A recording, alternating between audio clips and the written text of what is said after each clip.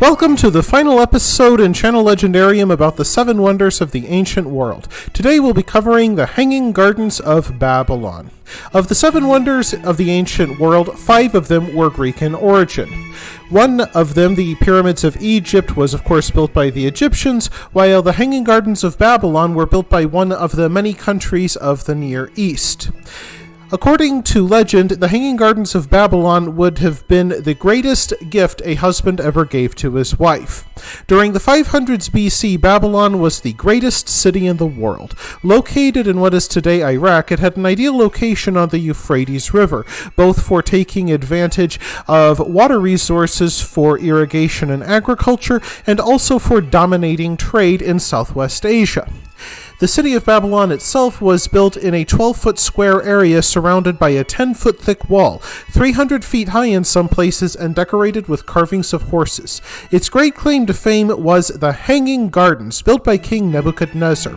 Of course, it was common for many kings throughout Southwest Asia at the time to build lavish gardens as a statement of wealth and power. After all, in a desert, only a king could command the resources necessary to build such a lavish garden. However, Nebuchadnezzar's intended for his to be the best, in part because, according to tales from the time, they were built for one of his queens, Amytis, who came from a mountain kingdom to the northeast, and she terribly missed the cool streams and trees of her faraway homeland. So Nebuchadnezzar ordered a huge garden to be built, both to protect his wife from the harsh desert sun and to remind her of her lost homeland. Now, despite the name, Nebuchadnezzar's gardens didn't actually hang, as we understand the word. Rather, he had his engineers build an artificial mountain with rooftop gardens and terraces held up by columns of baked brick. These columns were filled with earth, which allowed many plants to grow. At their height, they could be 75 feet tall. As the years passed, they would have looked like a mountain landscape filled with greenery, all in the middle of the desert.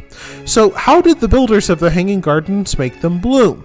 With rotating spiral screws that would have strongly resembled what we call today the Archimedes screw, they pumped water up the mountain, while canals fed the many plants throughout the Hanging Gardens. They were part of a larger network that included pumps, water wheels, and cisterns. The gardens themselves included man-made waterfalls, artificial hills covered by 50-foot palm trees, huge flower gardens, and forests of pomegranate trees, which made a perfume-like scent that could be smelled throughout the city of Babylon. Unlike the 7 other wonders, we have very little first-hand evidence of the Hanging Gardens, only written tales that were written by Greeks. It is striking that the ancient Babylonians themselves never actually got around to writing about the Hanging Gardens of Babylon.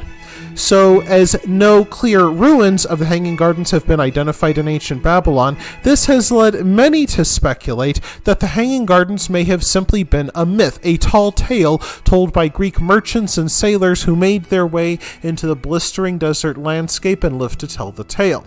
However, according to more recent evidence, it may have a ring of truth after all, but instead of being the Hanging Gardens of Babylon, they may have been the Hanging Gardens of Nineveh. Nineveh, it was the capital of the Assyrian Empire 300 miles to the north of Babylon, and apparently gardens similar to what were described by Herodotus and Philo of Byzantium as the Hanging Gardens of Babylon may have existed in Nineveh. So perhaps the wonder did exist after all, but we may have gotten the name of the city wrong. And that wraps things up for the 7 wonders of the ancient world. Thank you for joining me on this journey through antiquity. If you enjoy what you saw, press like. If you want to see more, press subscribe. If you have anything to say, please leave it in the comment section and I'll respond to me as soon as possible. Thanks again for joining me, and we'll be doing a series starting tomorrow about ancient Egypt.